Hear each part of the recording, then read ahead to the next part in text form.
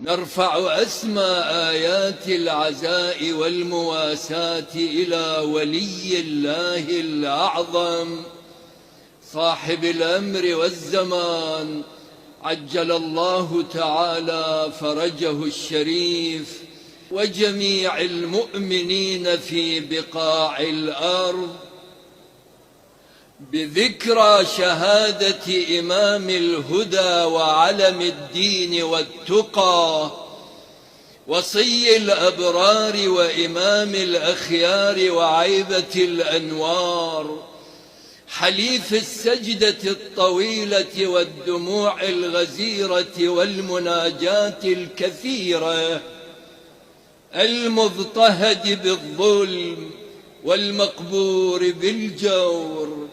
والمعذب في قعر السجون وظلم المطاميه، الإمام موسى بن جعفر الكاظم صلوات الله وسلامه عليه.